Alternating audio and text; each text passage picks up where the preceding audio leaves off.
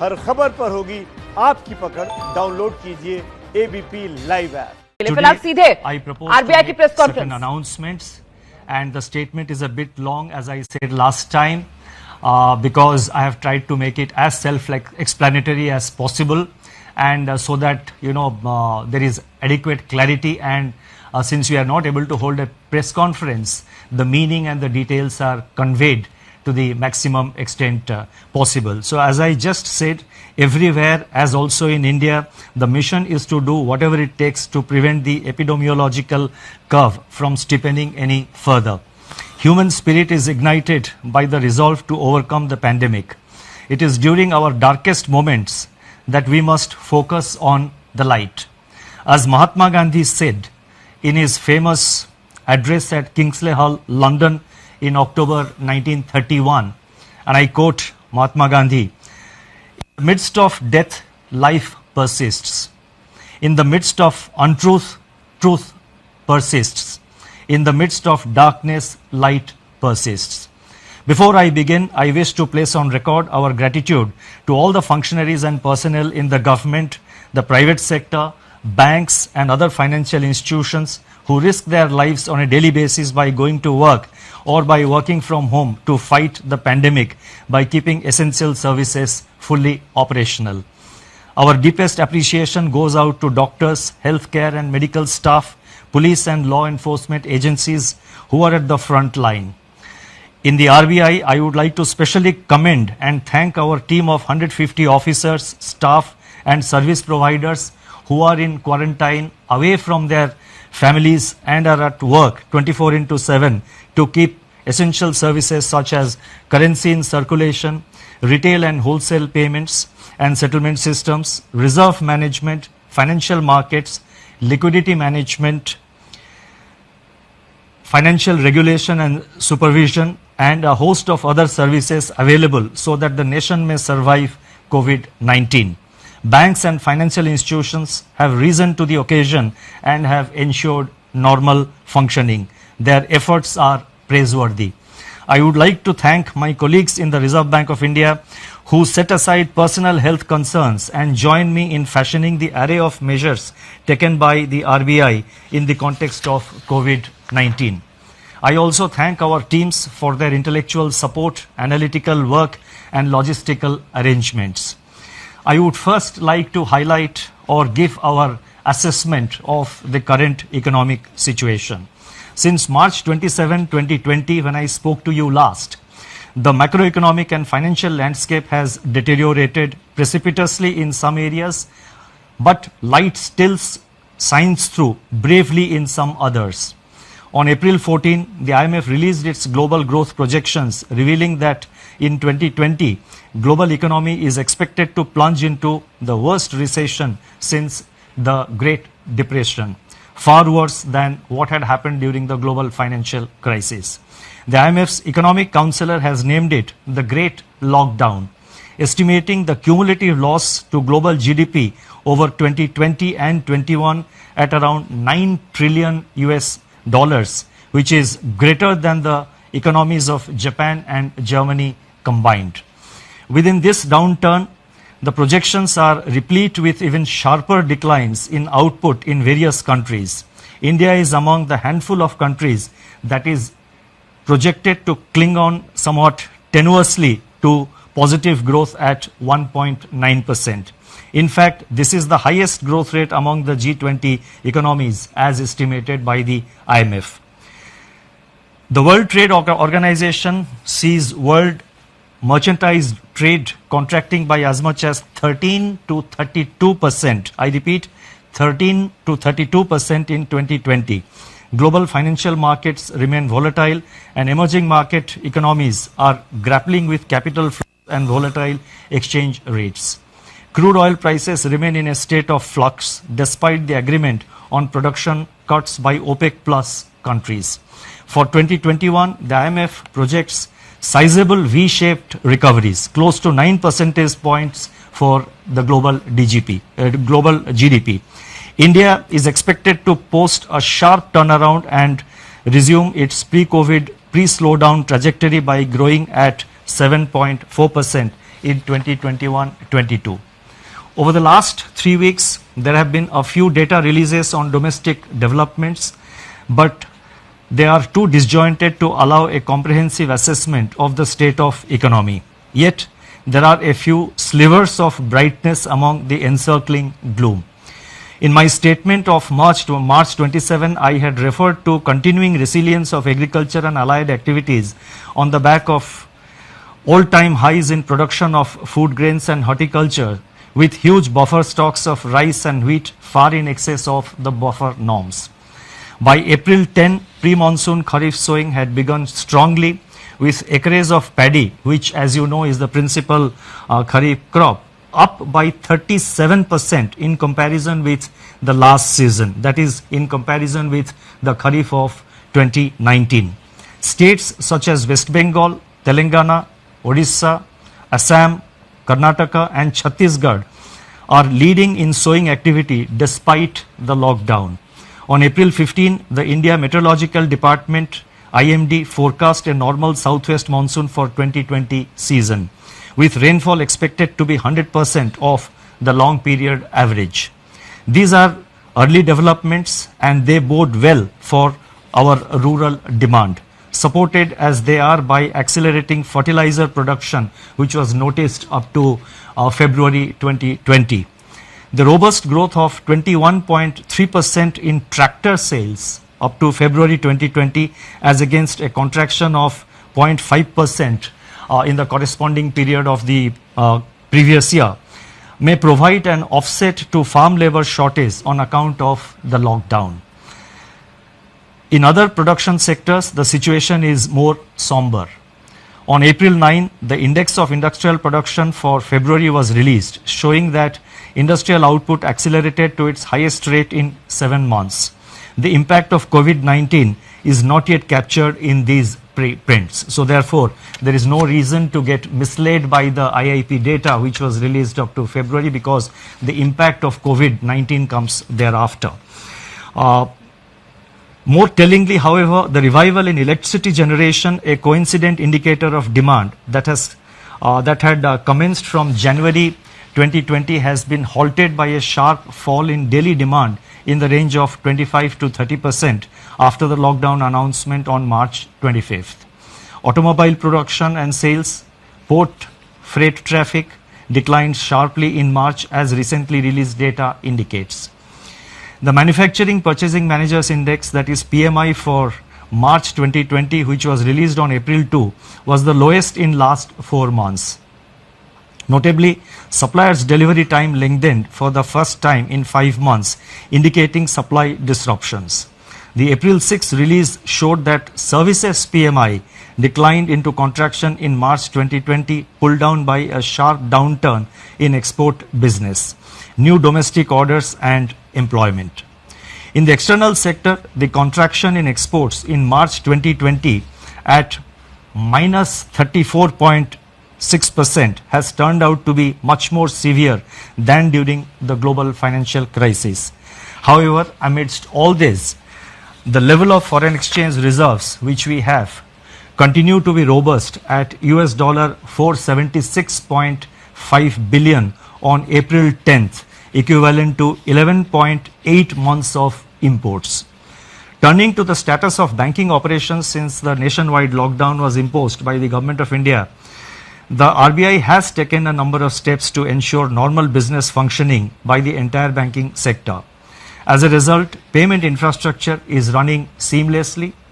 Banks have been required to put in place business continuity plans to operate from their disaster recovery sites and or to identify alternate locations for critical operations so that there is no disruption in customer services.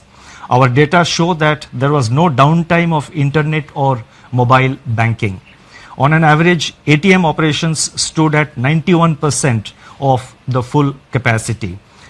The average availability of business correspondents is over 80%. Regional offices of RBI have supplied fresh currency of rupees 1,20,000 crores from March 1 till April 14th to currency chests across the country to meet increased demand for currency in the wake of COVID-19 pandemic. banks have indeed risen to the occasion by refilling the ATMs regularly despite several logistical challenges.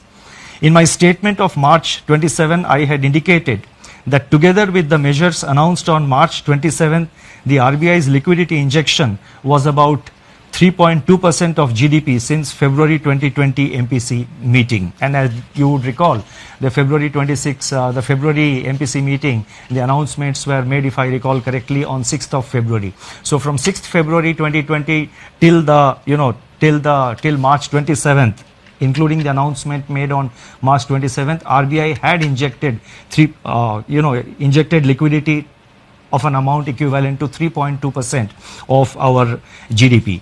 Since then, that is since March 27th, surplus liquidity in the banking system has increased sharply in the wake of sustained government spending. Systemic liquidity surplus as reflected in net absorptions. I am talking about net absorptions, that is the difference between the taking into account both the reverse repo and the repo.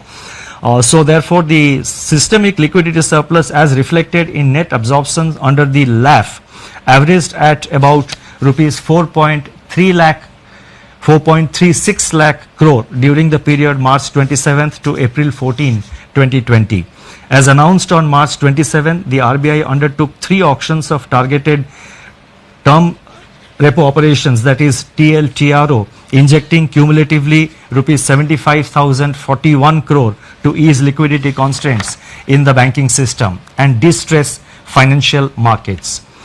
Another TLTRO auction of rupees 25,000 crore is being conducted today. In response to these auctions, financial conditions, now this is very important, in response to these conditions, financial conditions have eased.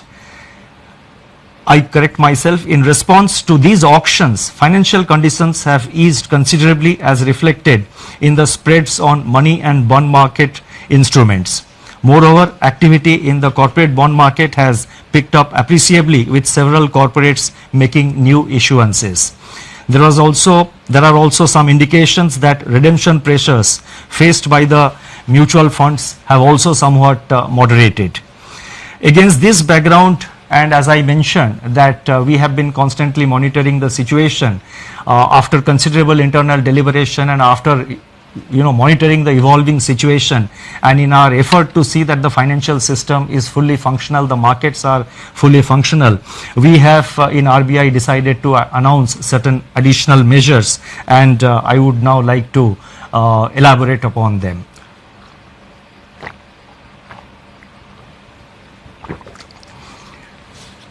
Against this backdrop and based on our continuing assessment of the macroeconomic situation and financial market conditions, we propose to take further measures with the following objectives. 1. To maintain adequate liquidity in the system and its constituents in the face of COVID-19 related dislocations.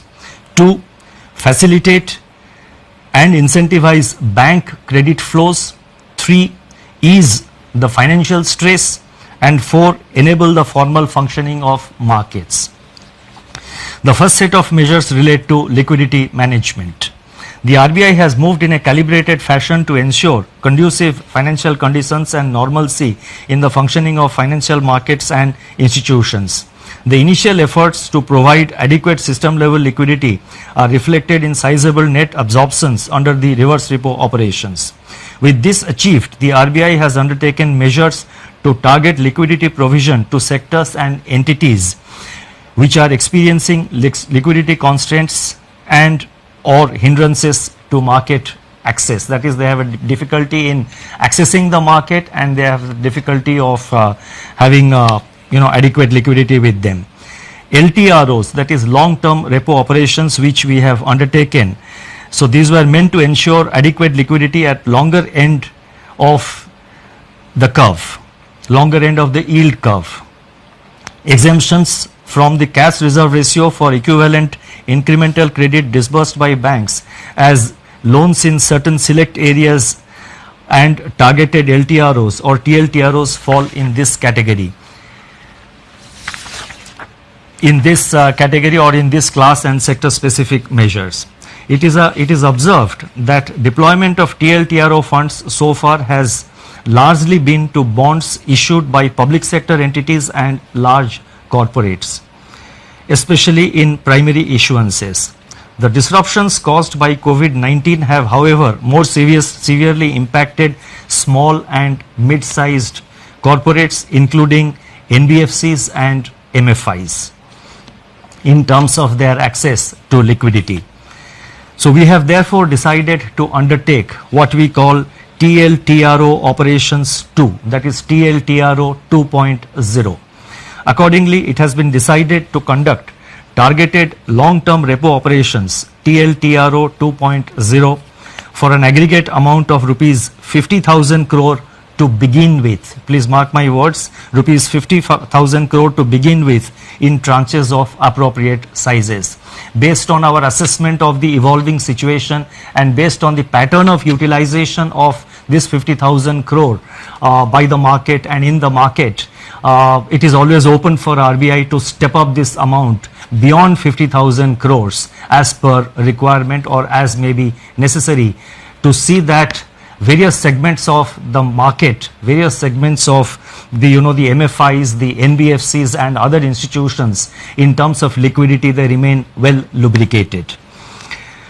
The funds availed by the banks under TLTRO 2.0 should be invested in investment grade bonds, commercial paper and non-convertible debentures of NBFCs with at least 50% of the total amount availed going to small and mid-sized NBFCs and MFIs. So therefore the emphasis will be to see that there is adequate flow to the mid-size and the small NBFCs as well as to the MFIs. The guidelines in this regard will spell out the relevant details. These investments have to be made within 1 month of the availment of liquidity from RBI, as in the case of the earlier TLTRO auctions which have been conducted so far. Investments made by banks under this facility will be classified as held to maturity HTM even in excess of 25% of total investment permitted to be included in HTM portfolio. Exposures under this facility are also not to be reckoned under the large exposure framework, and the notification for TLTRO 2.0 auction will be issued today. The next announcement relates to refinancing facilities for all India financial institutions like NABARD, SIDBI and the National Housing Bank. All India financial institutions such as NABARD, SIDBI and National Housing Bank play an important role in meeting the long-term funding requirements of agriculture and the rural sector, small industries, housing finance companies, MFIs and NBFCs. These All India financial institutions normally raise resources from the market through specified instruments which are allowed by the Reserve Bank of India, in addition to, of course, relying on their own resources. In view of the tightening of financial conditions in the wake of COVID-19 pandemic, these institutions are today facing difficulties in raising resources from the market. Accordingly, it has been decided to provide special refinance facilities for a total amount of rupees 50,000 crores to NABARD, SIDBI and NHB to enable them to meet sectoral credit needs. This will comprise of rupees 25,000 crore to NABARD for refinancing regional rural banks, that is RRBs and cooperative banks and microfinancial institutions. Rupees 15,000 crore will flow to SIDBI for on-lending and refinancing, and as you know, SIDBI will be lending this money to, by way of providing refinance to scheduled commercial banks as well as to other financial entities, NBFCs, MFIs, etc., who sanction loans to the MSME segment of the economy. And NHB will be allotted rupees 10,000 crore for supporting housing finance companies, HFCs. Now these amounts which I announced, that is totally 50,000 crore, of which 25,000 crore goes to NABARD, 15,000 crore goes to SIDBI and 10,000 crore goes to NHB. These amounts have been determined and decided in consultation with these institutions. Should there be additional requirement by these institutions, and again depending on and based on the actual utilization of resources provided, funds provided by the liquidity provided by the RBI, if there is a further requirement, the RBI will assess the situation, review it, and take further measures to step up this level of liquidity support. Advances under this facility will be charged at RBI's policy repo rate at the time of availment. So these institutions get it today as per the repo rate, which is 4.4%. So therefore this will enable these institutions to provide the refinance at an affordable rate, at a reasonable rate, when they extend this money to various lending institutions. The next announcement, and this is very important, relates to the LAF, Liquidity Adjustment Facility, and this relates to fixed rate reverse repo rate. That is the reverse repo rate. As I have mentioned earlier, the surplus liquidity in the banking system has risen significantly in the wake of government spending and the various liquidity enhancing measures undertaken by the RBI. On April 15, the amount observed under reverse repo operations was 6.9 lakh crore. Earlier, what I had given about the system liquidity, that was net. That is the difference between the repo and the reverse repo. What I am now saying is one way of flow at the end of every day, how much flows from the system into the RBI through the reverse repo window. That has been in the order of, on April 15th, the RBI absorbed rupees 6.9 lakh crore through the reverse repo window. So that much of surplus was available with the system. Now, in order to encourage the banks to deploy these surplus funds in investments and loans in productive sectors of the economy, it has been decided to reduce the fixed rate reverse repo rate under the liquidity adjustment facility by 25 basis points from 4% to 3.75% with immediate effect. So I repeat, the reverse repo rate is being reduced by 25 basis points from 4% to 3.75%. The policy repo rate, however, remains unchanged at 4.4% because that is a matter which is decided by the MPC, and also the marginal standing facility rate and bank rate, they also remain unchanged at 4.65%. The next announcement relates to ways and means advances for states. On 1st April 2020, RBI had announced an increase in the ways and means advances limit, WMA limit of states by 30%. It has now been decided to increase the WMA limit of states by 60% over and above the level as on March 31st, 2020 to provide greater comfort to the states for undertaking COVID containment and mitigation efforts, and also to plan their market borrowing programs better. This we expect will help the states not to bunch up their borrowing program in the early part of the year, but to space it appropriately as per their requirement. The increased limit will be available, that is this increased limit of WMA up to by 60%. This facility will be available till September 30th, 2020. The next set of measures are related to regulatory measures. On March 27, 2020, the Reserve Bank had announced certain regulatory measures to mitigate the burden of debt servicing brought about by disruptions on account of COVID-19 and to ensure the continuity of viable businesses. Based on a review of rapidly evolving situation and consistent with globally coordinated action committed to by Basel Committee on Banking Supervision to alleviate the impact of COVID-19 on global banking system, additional regulatory measures are being announced today. So whatever regulatory measures we are announcing, they are consistent with the Basel guidelines. The first measure under this category of regulatory measures, they relate to asset classification. Economic activity has come to a standstill during the period of the lockdown. Now, as I go with these announcements, I request your patience because in the concluding paragraphs, in the concluding 2 or 3 paragraphs to which I will come very shortly, I have attempted to give some kind of a forward guidance on certain aspects, so I request your patience. I repeat, economic activity has come to a standstill during the period of the lockdown with consequential lingering effects which have unambiguously affected the cash flows of households and businesses.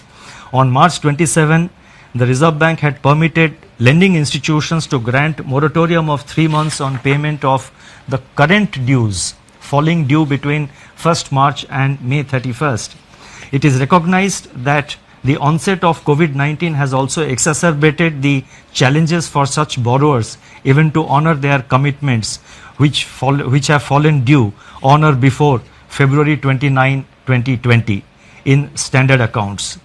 The Basel Committee on Banking Supervision has taken cognizance of the financial and economic impact of COVID-19 and very recently announced that the payment moratorium periods, public or granted by banks on a voluntary basis relating to COVID-19 outbreak, can be excluded by banks from the number of days past due in respect of NPA recognition.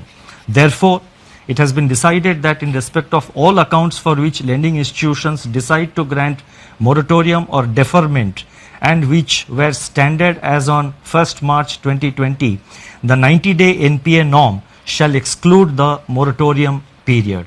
That is, there would be an asset classification standstill for all such accounts from 1st March to 31st May 2020.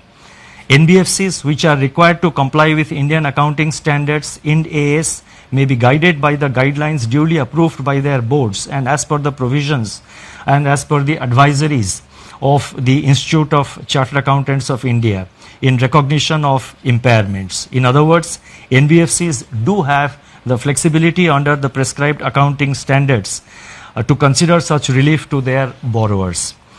At the same time, we are cognizant of risk build-up in banks' balance sheets on account of firm-level stress and delays in recoveries.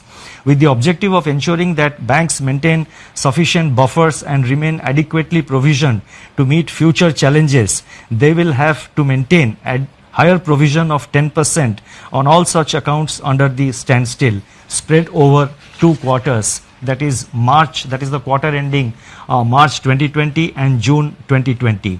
These provisions can be adjusted later on against the provisioning requirements for actual slippages in such accounts. You see, while we are announcing certain forbearances, etc., for the banks, Reserve Bank, as the regulator of the banking system, has to ensure that our banks remain financially healthy over a period of time and in the long term. So therefore, while announcing certain prudential relaxations, we have to necessarily see that the banking system also remains healthy. So therefore, we have required them to make certain provisions, and in any case, we are saying that these provisions can be adjusted later on against provisioning requirements for actual slippages. Only if the slippage doesn't arise, then the banks have adequate flexibility to sort of appropriately deal with it in their accounts.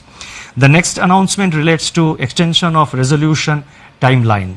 Under RBI's Prudential Framework of Resolution of Stressed Assets, dated June 7, 2019, in the case of large accounts under default, scheduled commercial banks, all India financial institutions, NBFCs which are non-deposit taking but systemically important, and deposit taking NBFCs are currently required to hold an additional provision of 20% if a resolution plan has not been completed within 210 days from the date of such default.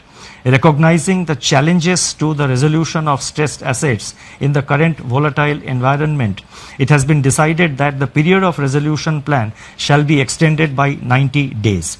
The details of this announcement will, of course, be spelled out in the circular which will be issued. The next announcement relates to distribution of dividend. It is imperative that banks conserve capital to retain their capacity to support the economy and absorb losses in an environment of heightened uncertainty. It has therefore been decided that in view of the COVID-19 related economic shock, scheduled commercial banks and cooperative banks shall not make any further dividend payouts from profits pertaining to the financial year ended 31st March 2020 until further instructions. This restriction shall, however, be reviewed on the basis of the financial position of banks for the quarter ending September 30, 2020. The next announcement relates to LCR, Liquidity Coverage Ratio. The Reserve Bank, and this is this is a norm which has been prescribed for the banks, as you would know.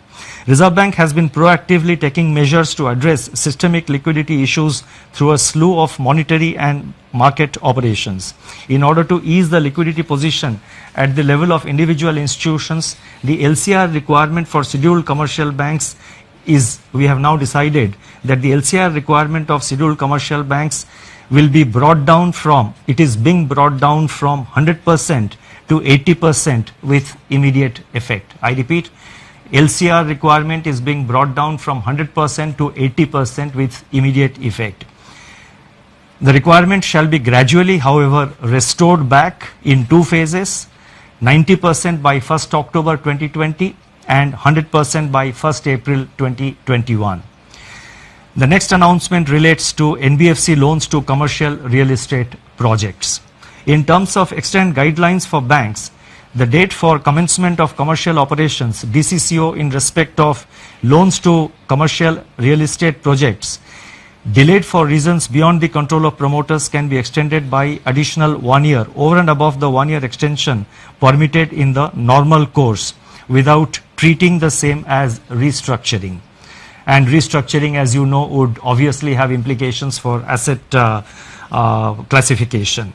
It has now been decided to extend a similar treatment to loans given by NBFCs to commercial real estate.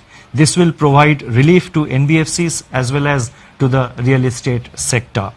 Now, before I go to the concluding remarks, let me mention that the RBI, as I mentioned earlier, is monitoring the situation very closely. We are very vigilant about the developments, and whenever required, we will make necessary announcements. And so therefore, this is not the last of the announcements that we are announcing today to deal with the situation. As the situation warrants, we will be announcing new measures to deal with the challenges. Our effort is always to remain proactive and also to respond to the emerging challenges. Now, let me now move to the concluding portion of my remarks. In conclusion, I would like to review recent developments relating to inflation and the outlook without infringing in any way the mandate of the Monetary Policy Committee. The press release of National Statistics Office NSO on April 13, 2020 showed that CPI inflation for March 2020 declined by 70 basis points to 5.9%. This is, however, based on data gathered up to 19th March. The data showed a softening of food inflation by around 160 basis points on account of the easing of prices of vegetables, eggs, meat, fish, pulses, etc. In other categories of CPI inflation, pressures remained firm. Daily data on 22 essential food items covered by the Department of Consumer Affairs of Government of India suggest that food prices have increased by 2.3% in April so far, that is up to April 13th, in a broad-based manner, though onion prices have continued to decline, and at the same time, the PDS kerosene prices have slumped by 24% in the first fortnight of April. Domestic LPG prices also declined by 8%. These early developments suggest that inflation is on a declining trajectory, having fallen by 170 basis points from its January 2020 peak. In the period ahead, inflation could recede even further, barring of course any supply side disruption shocks, and may even settle well below the target of 4% by the second half of 2021. Such an outlook would make policy space available to address the intensification of risks to growth and financial stability brought about by COVID-19. This space needs to be used effectively and in time. The RBI, as I said earlier, will monitor the evolving situation continuously and use all its instruments to address the daunting challenges posed by the pandemic. The overarching objective is to keep the financial system and financial markets sound, liquid, and smoothly functioning so that finance keeps flowing to all stakeholders, especially the vulnerable and the disadvantaged. Regulatory measures that have been announced so far, including those which are announced today, are dovetailed into the objective of preserving financial stability. Although social distancing separates us, we stand united and resolute. Eventually, we are confident that we shall cure and we shall endure. Thank you very much.